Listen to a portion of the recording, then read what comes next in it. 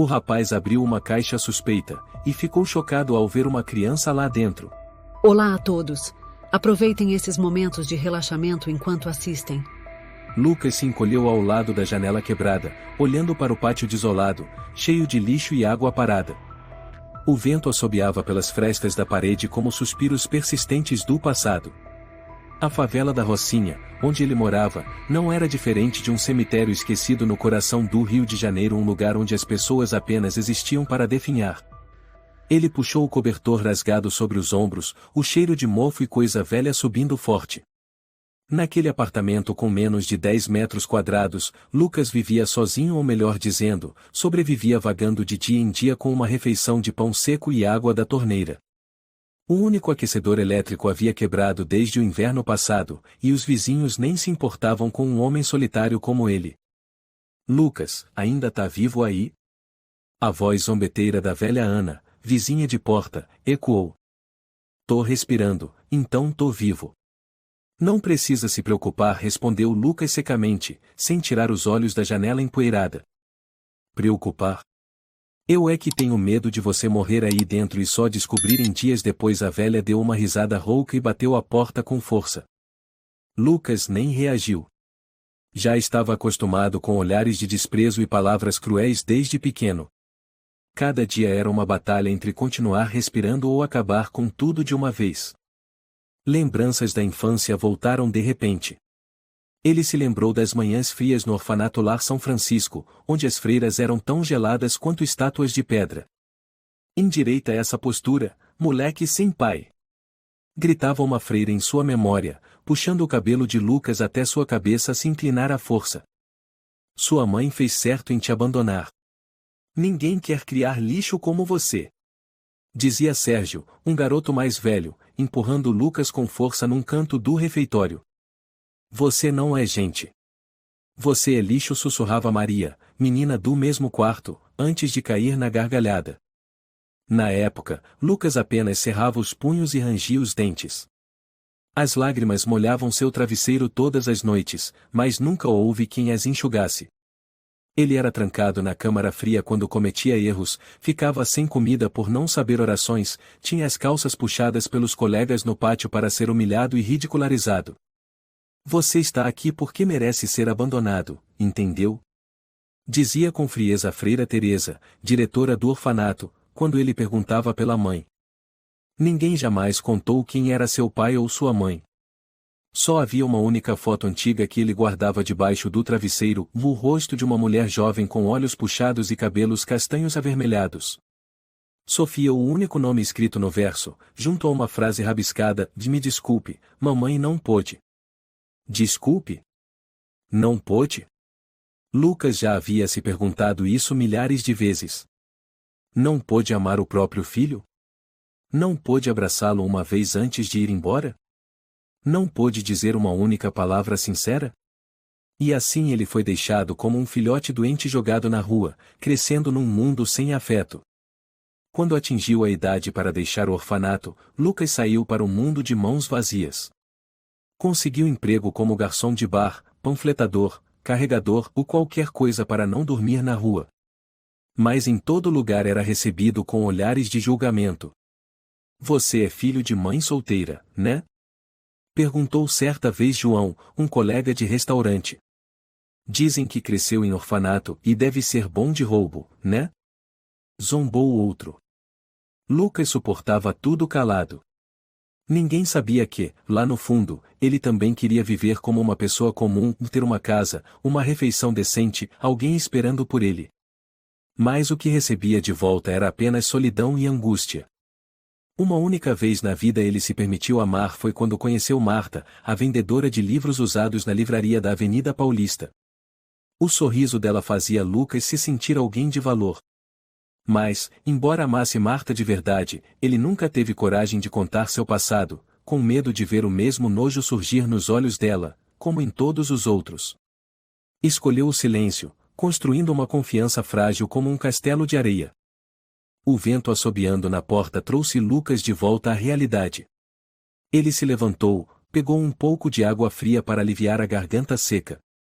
Um rato enorme correu entre seus pés e ele nem se assustou. Tudo naquele lugar era velho, insensível como sua própria vida. O telefone tocou. Uma voz familiar ecoou Rafael, o único amigo que ele ainda mantinha desde o orfanato. Lucas, tudo certo contigo? Certo? Ainda tô vivo. Lucas respondeu com sarcasmo. Ouvi dizer e que a Marta vai se casar com um cara chamado Guilherme. Acredita nisso? Rafael disse com hesitação. Lucas apertou o celular com força, ficou em silêncio. Seu coração parecia ser espremido por dentro. Marta era a única luzinha no fim do túnel e agora ela também se apagava.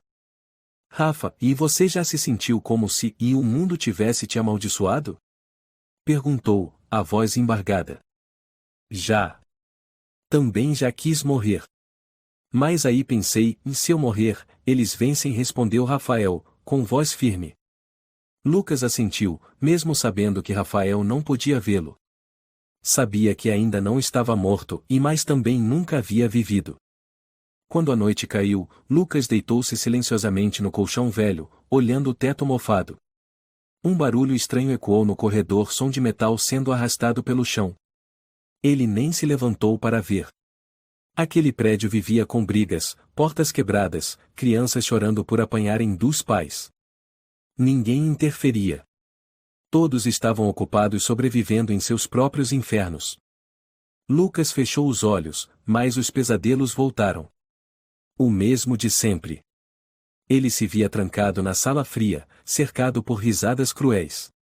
Corria, mas não conseguia fugir das vozes que o perseguiam. Bastardo. Rejeitado pela mãe. Lixo humano. Ele acordou sobressaltado, o corpo coberto de suor frio. O vento ainda soprava pela fresta da porta. Lucas sussurrou, por que tinha que ser comigo? Ninguém respondeu. Ninguém nunca respondeu. Naquela tarde, o céu do Rio de Janeiro estava estranhamente cinzento.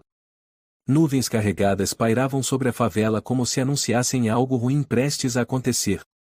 Lucas estava revirando um latão de lixo atrás do mercado, procurando restos de legumes ainda aproveitáveis, quando uma voz atrás dele o fez se assustar. Lucas, chegou uma encomenda para você. Era Antônio, o carteiro da área, um homem de meia idade, barrigudo e com uma voz que sempre carregava desprezo. Lucas virou-se, arregalando os olhos ao ver o homem carregando uma caixa de madeira velha, envolta num pano de estopa mofado. Antônio largou a caixa no chão com força, levantando poeira que fez Lucas tossir. Pra mim. Lucas hesitou. De quem é? Não sei. Só cumpro ordens. Tem teu nome aqui. Antônio deu de ombros e enfiou na mão dele um papel dobrado. Tem carta também. Boa sorte, e você vai precisar. E virou as costas, indo embora sem olhar para trás. Lucas pegou a carta. A letra era trêmula, irregular. No primeiro segundo, seu coração já apertava. Aquela caligrafia, ele já tinha visto antes.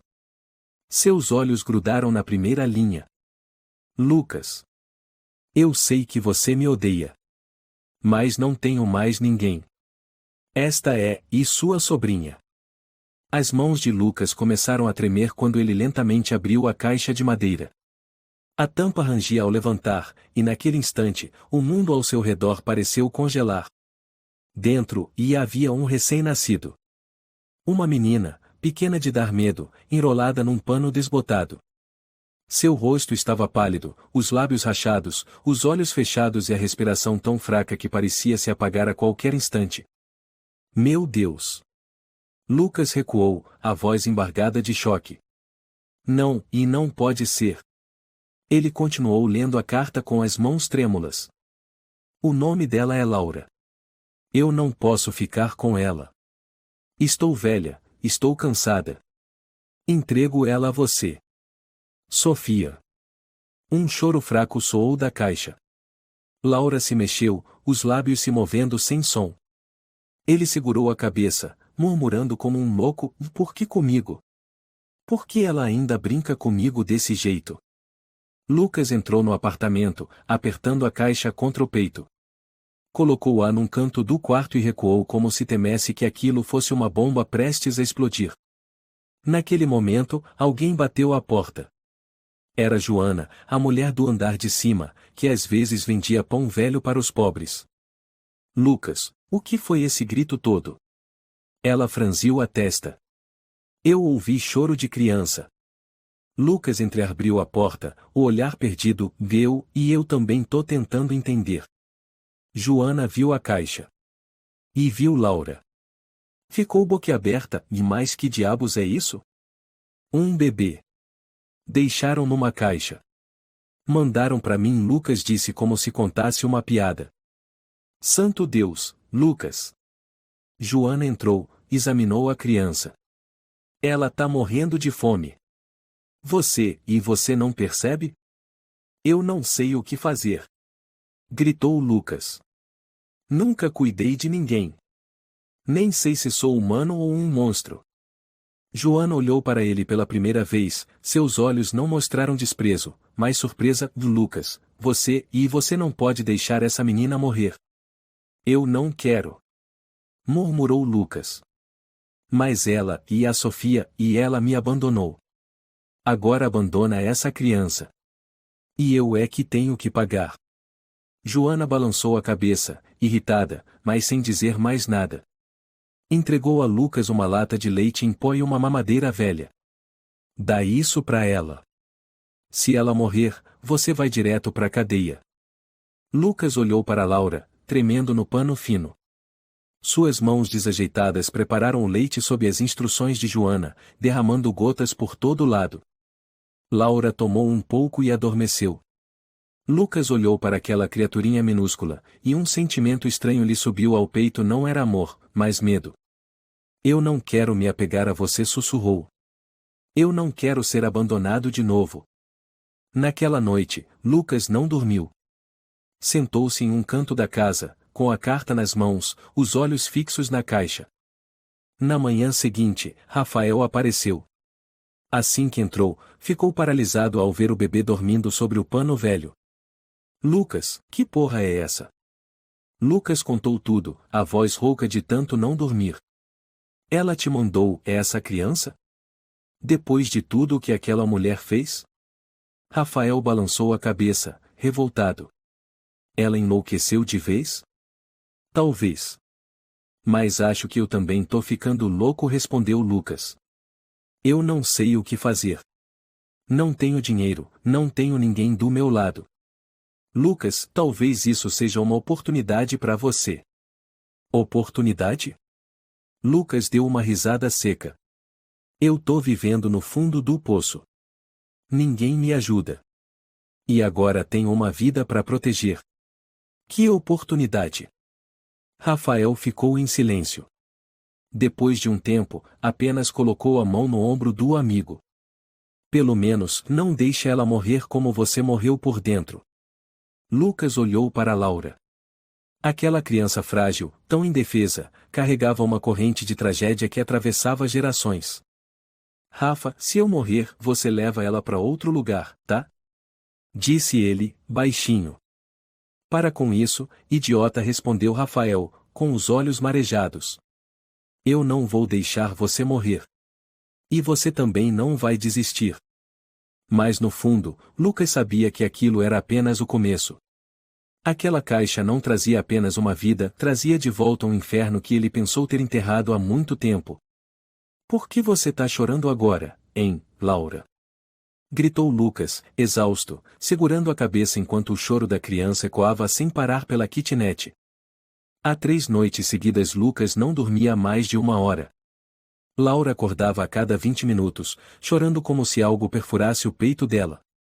Toda vez era a mesma coisa. Lucas se jogava da cama, preparava leite, trocava fralda, ninava, gritava, e depois chorava junto. Eu não aguento mais, murmurou, caindo ao lado da cama. Os olhos fundos, olheiras escuras, o rosto encovado. O cômodo fedia a leite azedo, fraldas sujas e suor de quem não tomava banho havia dias. A pia da cozinha estava entupida de pratos e talheres. Havia manchas de leite no chão misturadas ao sangue nos dedos de Lucas, cortados ao abrir a lata de leite em pó. Bateram na porta. Lucas abriu só um pouco, revelando seu rosto arrasado. Era Joana. Você tá parecendo um morto-vivo, ela fez careta. Ela ainda tá chorando? Sem parar. Não come, não dorme. Eu não sei o que tá acontecendo. Joana entrou, olhou em volta com tristeza. Pode ser cólica. Tenta segurar ela assim, de barriga para cima, e balançar desse jeito. Lucas tentou, mas suas mãos tremiam tanto que quase deixou Laura cair. Ele a abraçou e caiu no choro. Joana, eu vou morrer, eu não tô aguentando. Ela suspirou fundo. Você precisa de um médico. E com que dinheiro? Lucas deu uma risada amarga. Joana ficou em silêncio. Depois tirou um pequeno frasco do bolso. Isso pode ajudar a aliviar a dor da barriga. Roubei da clínica comunitária. Mas não conta pra ninguém. Lucas pegou o frasco, assentindo com um aceno leve. Obrigado, eu te devo uma. Mas não deixa ela morrer. Senão, esse bairro inteiro vai te queimar vivo no meio da rua. Lucas assentiu. Ele sabia. Boatos na Rocinha se espalhavam mais rápido que vírus. E eles já tinham começado. Dizem que ele tem um filho bastardo, murmurou uma mulher gorda chamada Camila, cochichando com outra quando viu Lucas descendo com Laura para comprar leite. A namorada largou, agora ele fica aí, coitada da menina, comentou a outra. Ou será que ele sequestrou? A cara desse cara não me engana, disse Miguel, que vivia bebendo na esquina. Os sussurros seguiam Lucas até a porta da pensão. E não demorou para chegarem aos ouvidos da pessoa que ele mais temia, e Marta. Marta apareceu naquela mesma tarde. Ela entrou sem bater enquanto Lucas tentava fazer Laura dormir. Lucas, sua voz era afiada como navalha. Me diz agora, isso é verdade? Lucas levou um susto. O quê? A menina. É sua filha? Não. Gritou ele. Marta o encarou com raiva. Dormiu com alguém e abandonou depois, foi isso? Você mentiu pra mim? Eu achei que você fosse diferente. Não. Eu fui forçado. Eu não sabia de nada. Me escuta, por favor. Escutar o quê? O bairro inteiro tá dizendo que você largou sua namorada grávida e agora não tem como sustentar o filho. Lucas apertou os punhos, os olhos vermelhos. Eu nunca fiz isso. Eu também fui abandonado. Igualzinho a essa criança. Você não entende. Tem razão. Eu não entendo gente mentirosa, disse Marta com frieza. Achei que você fosse uma boa pessoa. Me enganei. Não vá embora. Lucas correu até ela, mas Marta já tinha dado as costas. O som da porta batendo foi como uma lâmina cortando seu peito. Lucas caiu no chão, abraçando a cabeça, murmurando como um louco. Por que comigo? Por que todo mundo vira as costas? Naquela noite, Laura chorou sem parar. Lucas a segurava nos braços, suando como em febre, a cabeça latejando. O que eu fiz de errado? Eu pedi para nascer? Eu pedi para ser abandonado? Gritava para o vazio. Por que eu tenho que cuidar dela? A raiva explodiu. Ele quase atirou a mamadeira contra a parede, mas parou ao ver os olhos grandes e assustados de Laura. Desculpa, desculpa, sussurrou ele, abraçando a menina e chorando. Eu não sou um monstro. Na manhã seguinte, Lucas foi até a padaria onde trabalhava, a padaria Esperança, na esperança de conseguir mais horas de trabalho para comprar leite.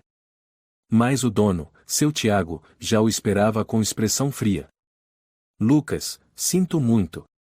Mas você não precisa vir mais. Lucas ficou paralisado. O quê? Por quê? Os clientes reclamaram. Estão dizendo que você tem uma filha bastarda, que largou a mãe dela. Ninguém quer te ver aqui. Mas isso não é verdade. Gritou Lucas. Eu não fiz nada. Eles não sabem de nada. Eu também não sei. Mas não posso deixar a reputação da padaria ser prejudicada, disse Tiago, impassível.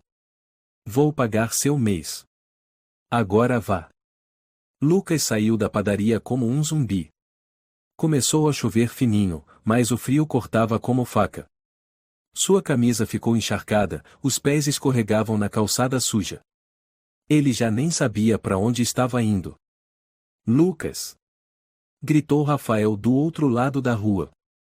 Tá maluco? Tá todo molhado. Lucas levantou o rosto, os olhos sem vida. Me mandaram embora. Merda. Por causa da criança? Eu não tenho mais nada, Rafa. Volta comigo. Eu vou fazer alguma coisa para comer. Você não pode deixar ela passar fome. Lucas soltou uma risada seca. Ela ainda tá chorando. Talvez ela me odeie. Como todo mundo. Rafael apertou seu ombro. Não. Ela precisa de você. Assim como você precisava de alguém e não teve. Lucas olhou para o amigo e desabou em pranto. No meio da chuva, parecia uma criança perdida, sem ninguém no mundo. Chora, cara, ainda tem vida em você, murmurou Rafael. Lucas voltou pro quarto anestesiado. Laura ainda chorava. Tudo parecia um ciclo sem saída, e choro, fome, desprezo, desespero. Ele empurrou a porta de ferro enferrujada e saiu para o beco apertado, carregando a cestinha de pano onde Laura dormia. O céu do Rio naquele dia não tinha chuva, mas era mais cinzento do que em dias de tempestade. O ar sufocante parecia igual aos olhares acusadores ao redor. Vai sair com ela de novo, é? Gritou Dona Ana do terceiro andar. Lucas não respondeu. Apenas abaixou a cabeça e andou mais rápido. Desgraçado, rosnou Ana. Deve estar indo largar a menina em algum canto, né? Um homem como esse não serve nem para cuidar de si mesmo, imagina de criança, comentou o velho João do térreo ao vê-lo passar. Cômico pensar nisso. Lucas apertou com força a alça da cesta, os lábios cerrados. Sua respiração acelerava, o coração batia descompassado. Na mercearia da esquina, onde Lucas costumava comprar leite fiado, a recepção foi diferente. Teresa, a dona, foi direta. Hoje não tem fiado, Lucas. Aqui não é instituição de caridade. Só uma lata de leite. Eu pago semana que vem. Semana que vem? Ela riu. Você ainda vai estar vivo até lá? Por favor, Teresa, ela só tem algumas semanas de vida.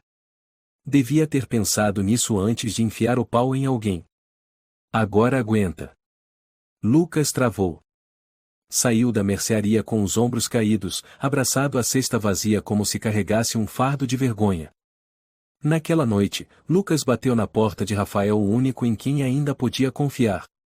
Rafael abriu, os olhos vermelhos de cansaço, mas deixou que ele entrasse. E agora, o que foi? Perguntou, a voz carregada. Não querem mais vender fiado, você tem algum trocado? Rafael olhou para Laura, dormindo profundamente na cestinha. Acabei de pagar a luz. Tenho R$3. Não dá nem para leite, Lucas. Lucas assentiu, sem culpa. Eu entendo. Rafael puxou uma cadeira e se sentou em frente a ele. Você acha que consegue continuar vivendo assim por quanto tempo? Não por muito mais, Lucas respondeu com um sorriso amargo.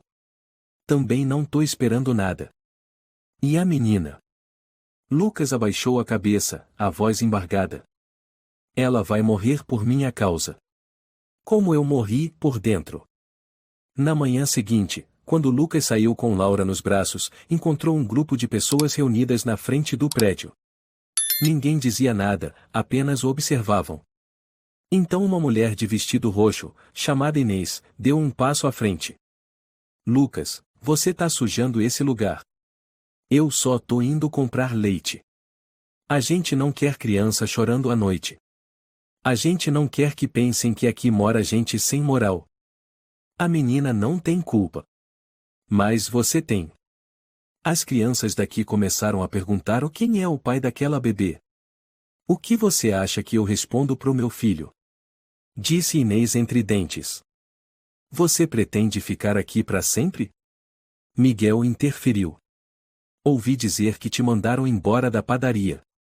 Agora ainda quer criar uma criança? Melhor ir embora. Ir para onde? Perguntou Lucas, quase chorando. Eu não tenho mais lugar nenhum. Ninguém se importa, Ana gritou da janela. Vai embora logo. Lucas virou de costas, abraçou Laura com força. Sentia o coração se despedaçando. Naquela tarde, ele foi até o restaurante onde havia trabalhado como extra na época da faculdade à casa do Felipe. O dono, Felipe, um homem barrigudo e sorridente, se assustou ao vê-lo. Lucas? Você tá péssimo. Eu preciso de trabalho. Qualquer coisa. Felipe franziu a testa. Me disseram que te mandaram embora da padaria Esperança por causa dessa menina. Não é verdade. Eu não fiz nada de errado. Só fui obrigado a cuidar dela. Lucas apoiou as mãos na mesa, a voz tremendo. Me entende, por favor, disse Felipe em voz baixa. Tenho reputação aqui. Se eu te contratar agora, é como assinar a sentença de morte do meu restaurante. Lucas olhou para ele, os olhos marejados. Por favor. Felipe balançou a cabeça, triste. Me desculpa. Lucas saiu do restaurante com um nó na garganta. Caminhava entre olhares de desprezo e sorrisos debochados. Onde quer que fosse, as pessoas só viam um fracassado, um irresponsável com o castigo ou da vida leviana nos braços. No caminho de volta, um homem estranho se aproximou. Chamava-se Gabriel. Usava uma camisa branca, o cabelo engomado e o olhar afiado. Você é o Lucas, né? Perguntou. Não te conheço. Sou um velho amigo da sua mãe, da Sofia. Lucas gelou. Eu não tenho mãe. Ela me falou sobre você. E sobre a criança. Que situação complicada, né? O que você quer? Achamos que você deveria entregar a menina. Há lugares melhores. Você não tem condições de cuidar dela. Lucas riu com desprezo. Você acha que eu vou entregar ela para vocês? Depois de tudo. Gabriel deu de ombros. Só um conselho. Pensa bem. Você não tem mais nada. Talvez isso seja uma chance de sobreviverem. Lucas cerrou os punhos. Vai embora. Gabriel observou por um instante, depois se virou. Eu volto, disse ele. Naquela tarde, Lucas voltou pro quarto, colocou Laura na cama e olhou ao redor como se visse o lugar pela primeira vez, rachaduras nas paredes, o ventilador rangendo, pão embolorado, garrafa de água vazia. O cômodo era o reflexo exato do que ele sentia por dentro, podre, esgotado. O telefone tocou. Era Marta. Lucas hesitou antes de atender. Lucas, eu vi uma publicação.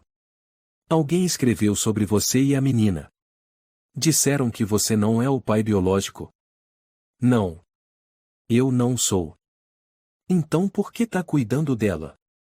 Lucas ficou em silêncio por um instante, depois respondeu.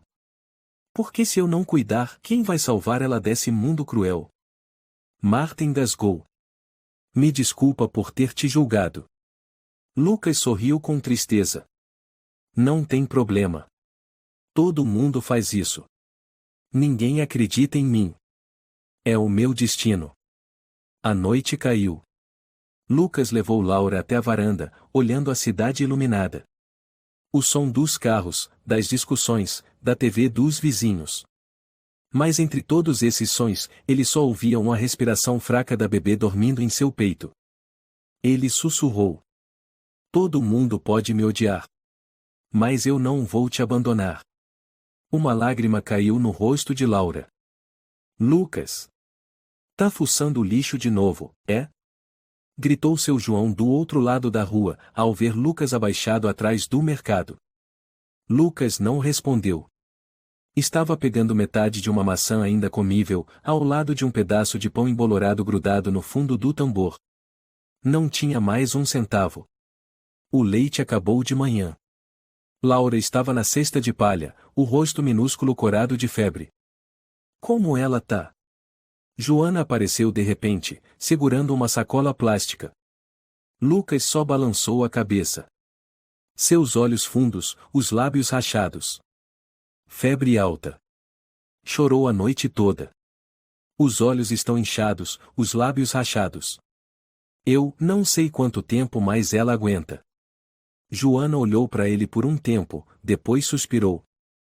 Tô velha, não posso ajudar muito. Mas aqui tem um pouco de arroz que peguei na igreja. Cozinha um mingau ralo. Se vira. Lucas pegou o arroz como se fosse ouro. Obrigado. Joana. Eu não me atrevo a pedir mais nada. Ela ralhou. Cala a boca, idiota. Eu também fui filha bastarda. Mas sobrevivi. Você também vai. De volta ao quarto, Lucas deitou Laura no colchão rasgado, depois foi esquentar água para fazer o mingau. O fogo do botijão quase não pegava. Ele tremia, acrescentou mais água e tampou a panela. O vapor subia denso. Lá dentro, Laura começou a chorar em soluços. Não chora, eu não aguento mais, murmurou Lucas, tentando acalmar.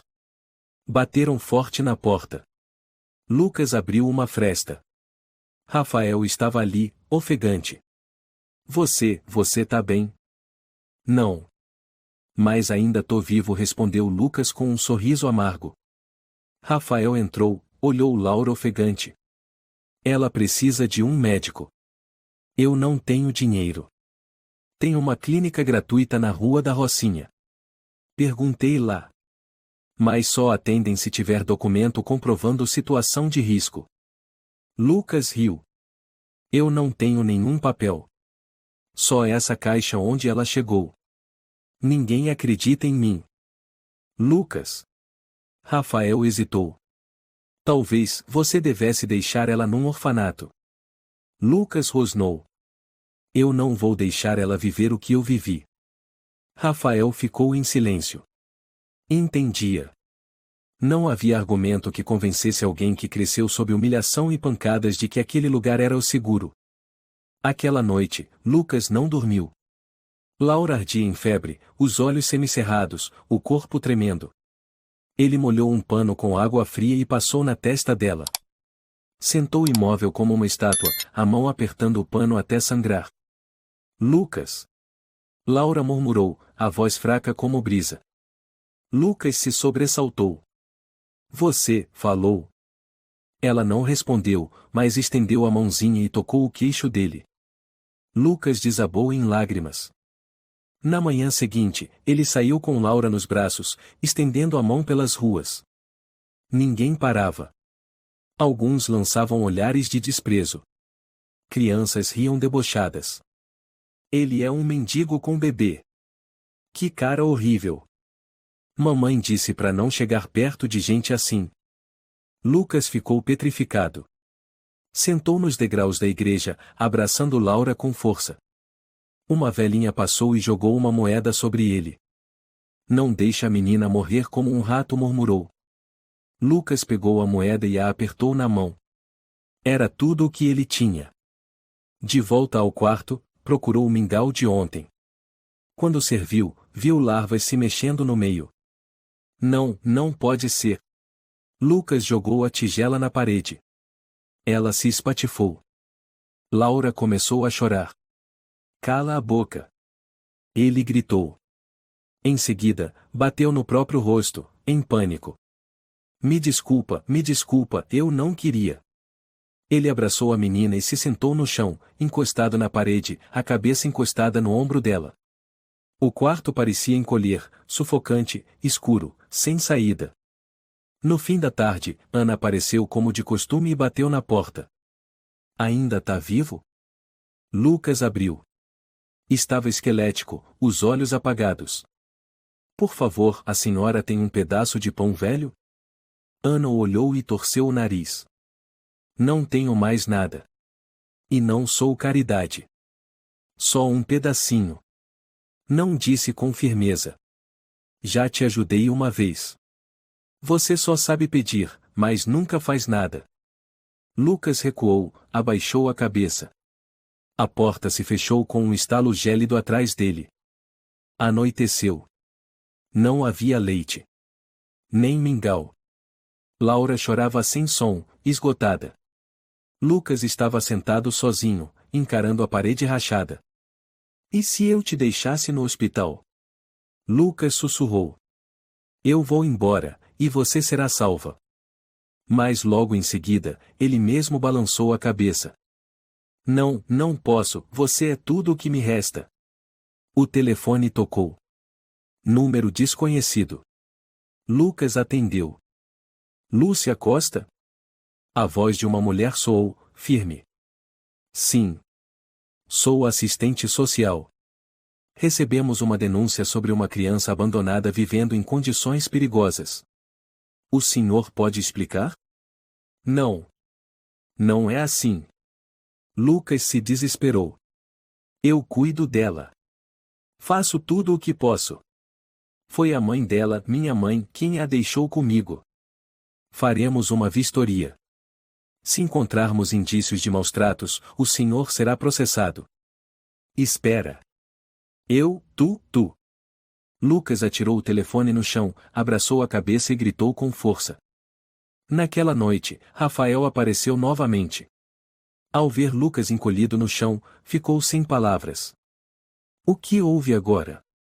Alguém me denunciou pro governo. Acham que eu tô maltratando a Laura. Rafael cerrou os punhos. Quem foi? Lucas sussurrou. Pode ter sido ela. A Sofia. Ela voltou só para apagar minha existência de novo. Você precisa fugir. Não pode deixar que levem a menina.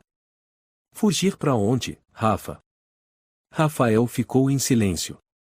Laura dormia nos braços de Lucas, sem mais chorar, apenas respirando com dificuldade. Lucas a colocou no colchão e se virou para Rafael.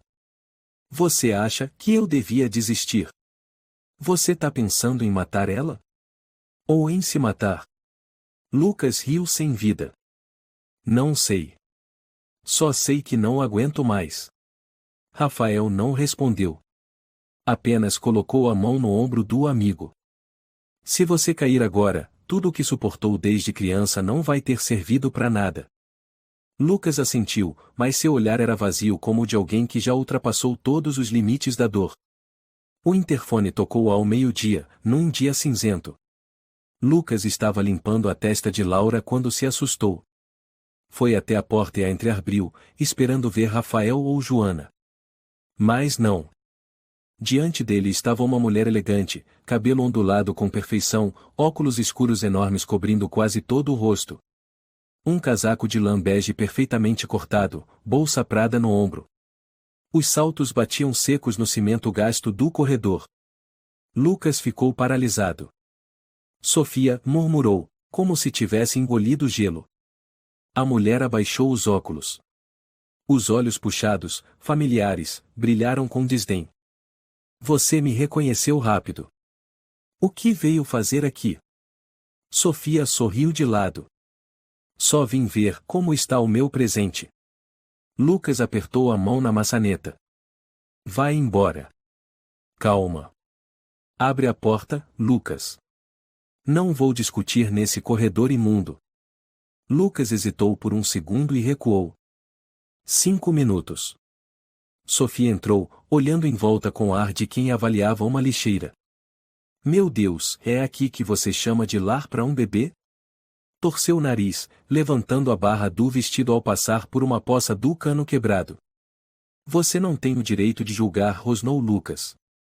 Você jogou essa criança fora como lixo, e agora parece fingindo ser uma mãe preocupada? Não me falta com respeito, respondeu Sofia, gelada. Esqueceu que sou sua mãe biológica? Lucas riu, um riso distorcido. Mãe biológica? Você nunca foi mãe. Foi só quem me pariu e me jogou fora. Agora volta pra quê? Pra me destruir de novo. Você não entende. Sofia sentou-se com elegância, cruzando as pernas. Naquela época eu não tinha escolha. 17 anos, sem dinheiro, sem marido, sem ninguém. Pensei em ficar com você, mas eu queria viver. E eu não merecia viver. Não vim aqui para discutir. Vim para resolver essa história da menina, disse ela, tirando um envelope e colocando sobre a mesa. Aqui tem os documentos de transferência de guarda. Já notifiquei o governo. Se você assinar, não será processado. O quê? Lucas se sobressaltou. Sofia ajeitou os óculos. A voz dela cortava como gelo. Ouviu falar da denúncia de maus-tratos? A polícia pode bater aqui a qualquer momento. Eu tenho contatos. Quando o processo criminal abrir, você vai perder tudo. Mas se assinar e entregar Laura a uma instituição de acolhimento particular, tudo termina bem. Lucas ficou imóvel. Essa instituição é sua? Quase isso deu de ombros. Eles sabem cuidar melhor de crianças do que você. Lucas se aproximou e bateu com força na mesa. Por quê? Por que voltou? Por dinheiro? Vai explorar ela como fez comigo? Sofia estreitou os olhos. O que você acha que eu ganho criando um bebê que só chora e vive na sujeira? Não, Lucas. Isso é para lavar minhas mãos. Errei com você. Não quero repetir com ela. Tirando ela de mim? Você não serve para ser pai. Não tem emprego, nem casa decente, nem leite suficiente. Acorda, Lucas. Isso aqui não é novela. Gente como você não tem final feliz. Lucas riu amargo. Mas pelo menos eu não abandonei ela. Chega, disse Sofia, levantando-se. A polícia virá em poucos dias. Estou te dando uma escolha. Assine e viva em paz. Ou resista e vá preso. Você decide. Sai da minha casa. Gritou Lucas. Você vai se arrepender, disse Sofia, virando-se e deixando um rastro de perfume forte na atmosfera abafada. 3 dias depois. Batidas pesadas na porta. Lucas abriu. 2 policiais estavam ali, um homem e uma mulher. O homem mostrou o crachá. Sargento Diego Costa. Recebemos uma denúncia de maus-tratos à criança neste endereço. Lucas parou, o sangue gelado. Eu não fiz nada errado. Precisamos verificar o estado da criança, disse a policial, Helena Silva, avançando. Lucas abriu a porta com o coração partido. Laura dormia sobre o cobertor fino. Seus olhos inchados, lábios ainda rachados. Helena se virou. Aparentemente a bebê está desidratada. Pode explicar? Eu não tenho dinheiro, fiz tudo o que pude. Diego anotava. Alguém enviou a denúncia com fotos. O senhor está sendo investigado por suspeita de sequestro de recém-nascido. Não. Gritou Lucas. Foi ela. Minha mãe. Sofia Silva. Ela abandonou a bebê e agora quer me culpar. Helena franziu a testa. Vamos registrar tudo. Mas por enquanto, a criança precisa ir ao centro médico. Não. Por favor, não levem ela. Lucas caiu de joelhos, segurando a perna de Diego. Diego o levantou. É um procedimento necessário. Helena pegou Laura com cuidado, suspirando. Se ficar provado que você é inocente, ela será devolvida. Lucas chorava desesperado. Ela é tudo que eu tenho. 3 horas depois, Lucas estava encolhido na delegacia. A cabeça girava, os olhos vazios.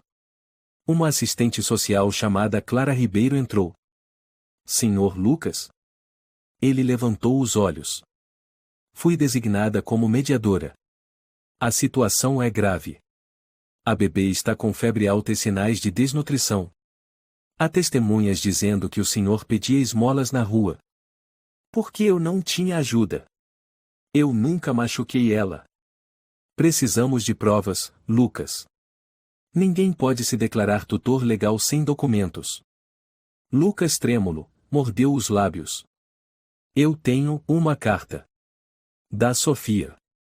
Veio com a caixa de madeira. Ela diz que a bebê é minha sobrinha. Ainda tem essa carta?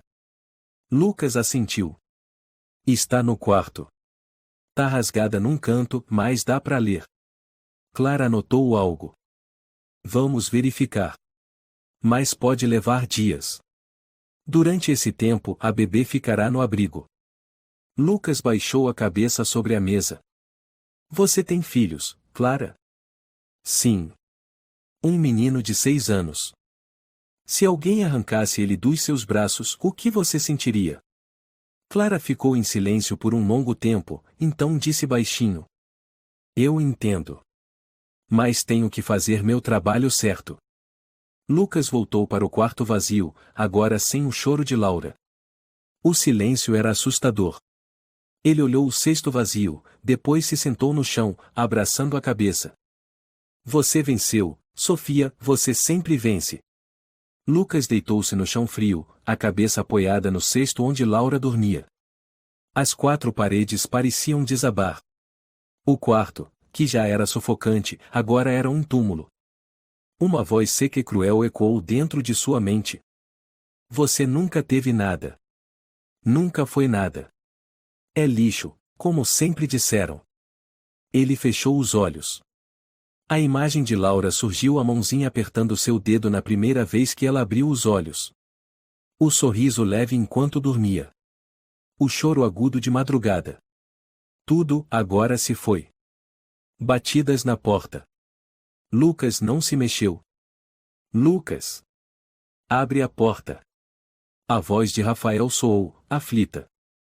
Ele continuou imóvel. Lucas! Você tá me ouvindo? Rafael bateu mais forte na porta. Acabei de voltar do centro médico.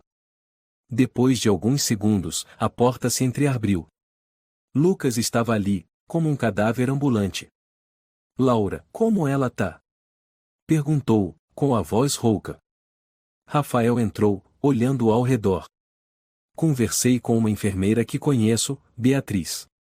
Ela disse que o estado da Laura está sendo estabilizado, mas a febre ainda é alta. Estão aplicando soro.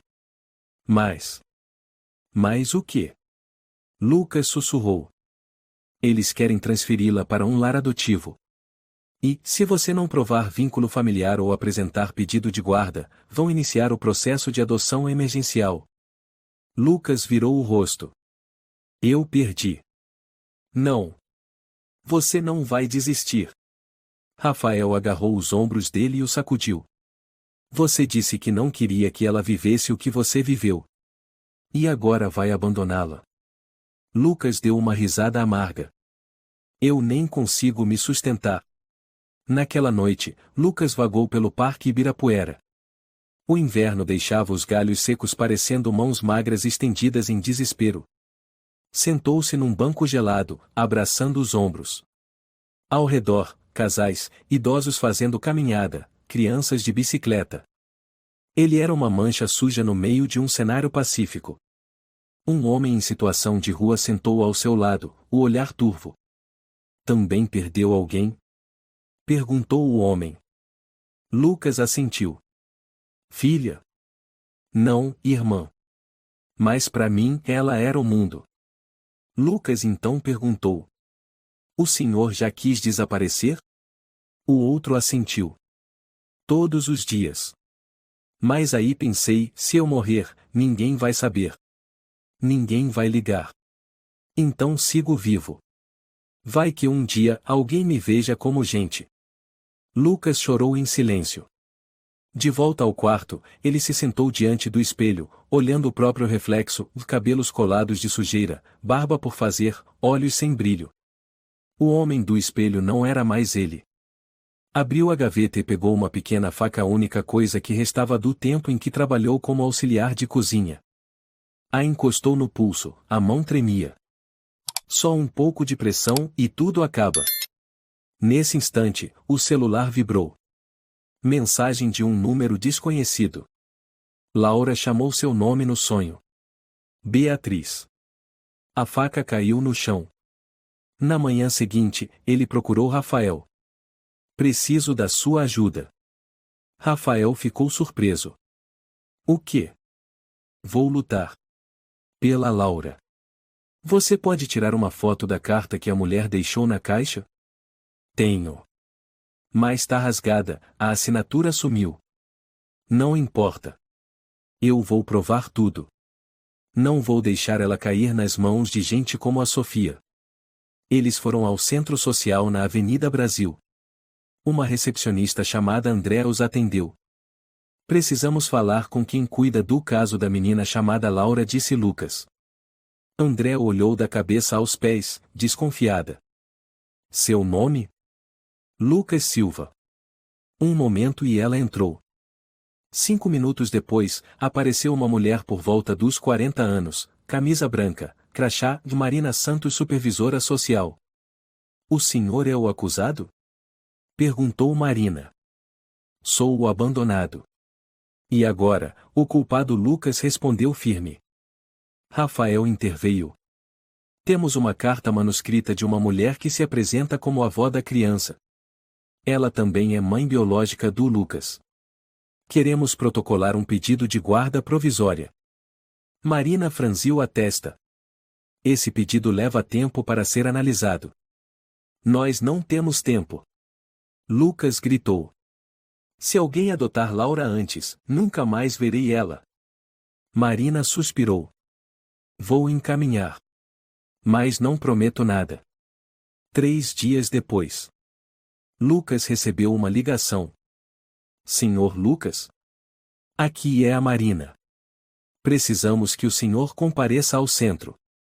Há algo que precisamos discutir. Lucas correu até lá. Rafael o acompanhou. No centro, Marina entregou um maço de papéis.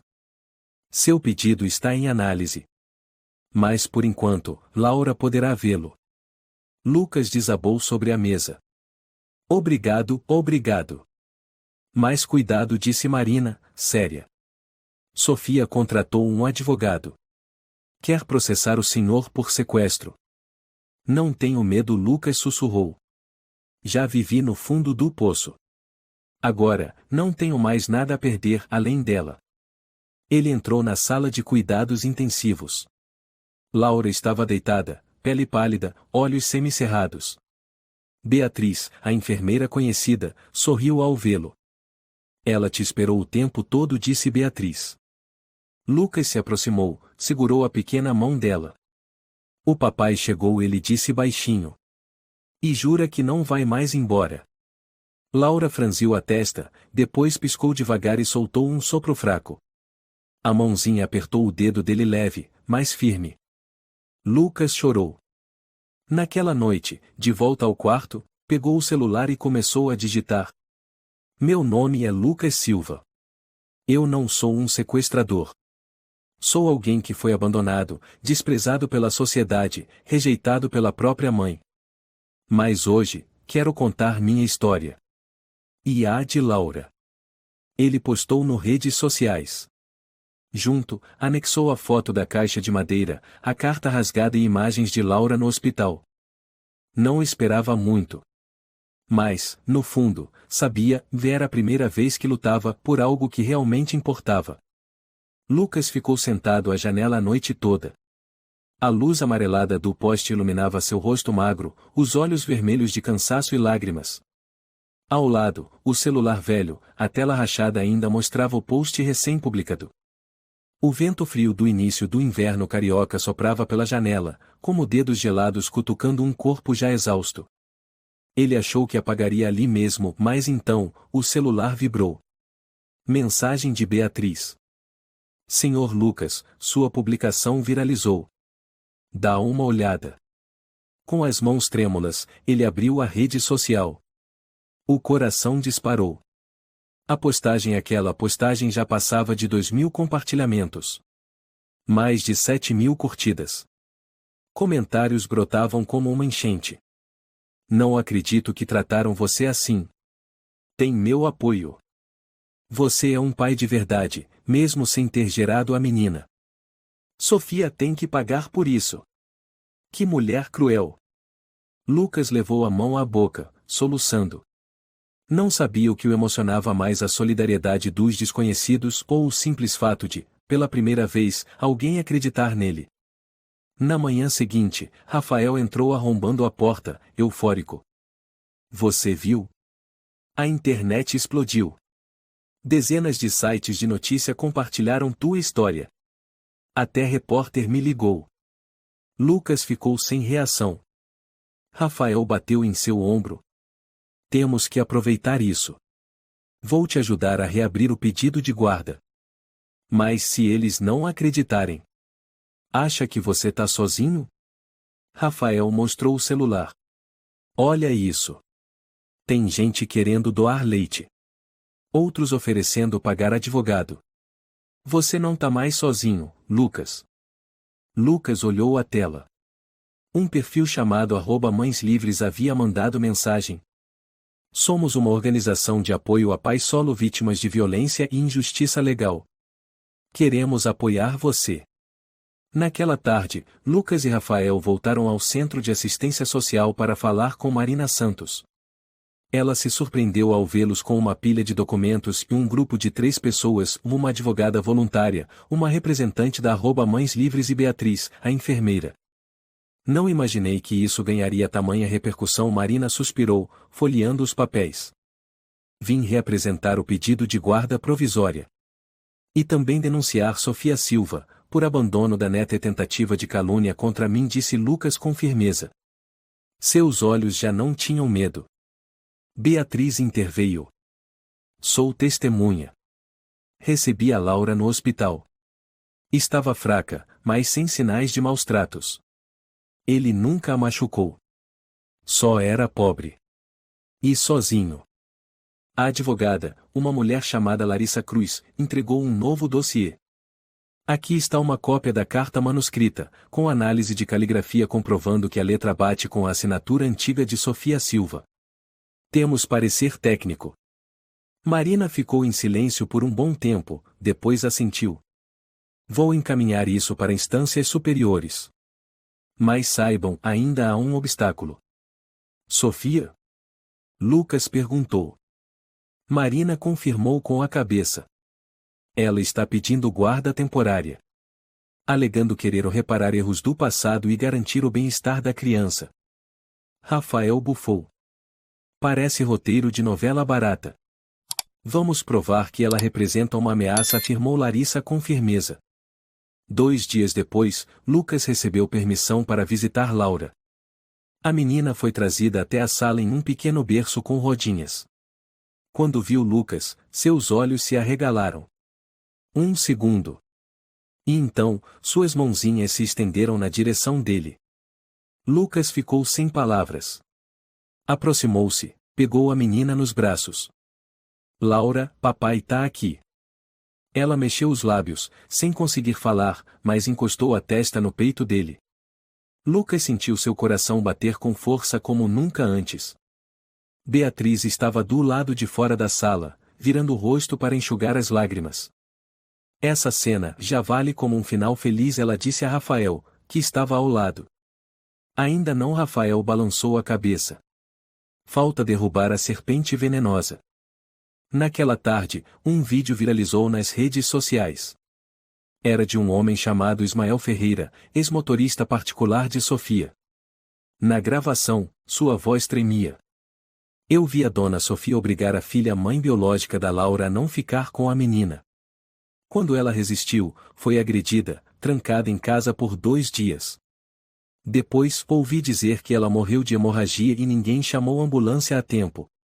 O vídeo causou revolta geral. Hashtags como Justiça por Laura e Lucas Merece Paz alcançaram o topo do Twitter Brasil naquela noite.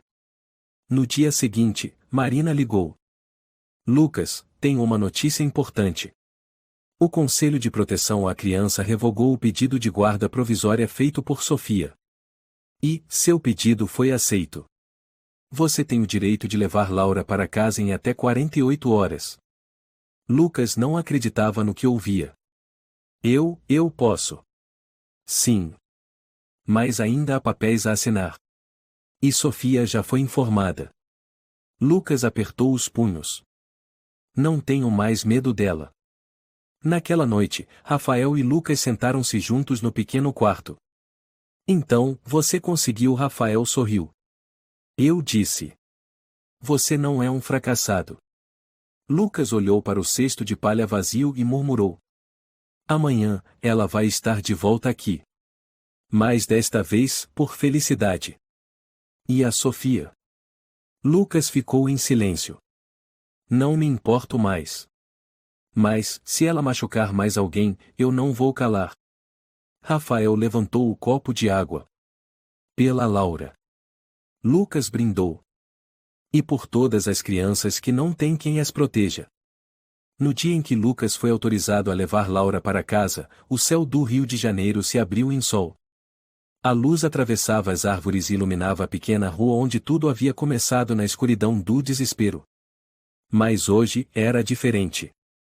Beatriz estava em frente ao centro de acolhimento, segurando um cobertor fino com Laura enrolada dentro. A menina já estava melhor, o rosto não mais pálido, os olhos brilhantes como duas contas de vidro. Lucas disse Beatriz, com os olhos marejados, fique firme. Você é o herói da vida dessa menina. Lucas sorriu e estendeu os braços para pegar Laura. A menina estendeu a mão, tocou o rosto dele e encostou a cabeça em seu ombro como quem finalmente encontrou o verdadeiro lar. Obrigado por tudo, sussurrou Lucas. Beatriz apertou levemente a mão dele. Mantenha a fé. Nunca deixe alguém como Sofia fazer você esquecer o seu valor.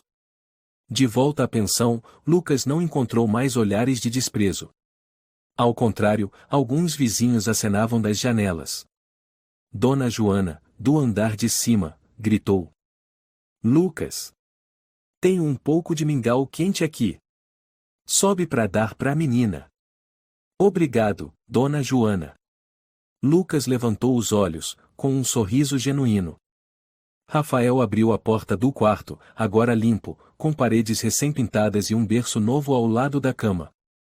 Você achou que eu ia deixar vocês dois naquele buraco? Rafael riu, orgulhoso. Mas como? Campanha na internet. Um grupo de voluntários veio ajudar. Disseram, um pai que cria uma filha no fundo do poço merece uma casa iluminada. Lucas abraçou Laura, os olhos vermelhos. Naquela noite, Lucas sentou-se perto da janela, à luz amarela do poste. Ao lado, uma foto mostrava Laura nos braços dele, com Rafael e Beatriz sorrindo ao fundo. Ao lado da moldura, um envelope enviado por Marina. Ele abriu. Dentro, um documento oficial. O Tribunal da Comarca do Rio de Janeiro reconhece Lucas Silva como guardião legal da menor Laura. Medida protetiva de urgência contra Sofia Silva válida por 90 dias, aguardando julgamento. Lucas dobrou o papel, encostou no peito. Laura, agora você tem um pai de verdade. 3 semanas depois, Sofia foi intimada a comparecer ao tribunal, acusada de calúnia, obstrução da assistência infantil e abandono de incapaz. A imprensa lotava os arredores do Tribunal Central do Rio de Janeiro. Repórteres gritavam.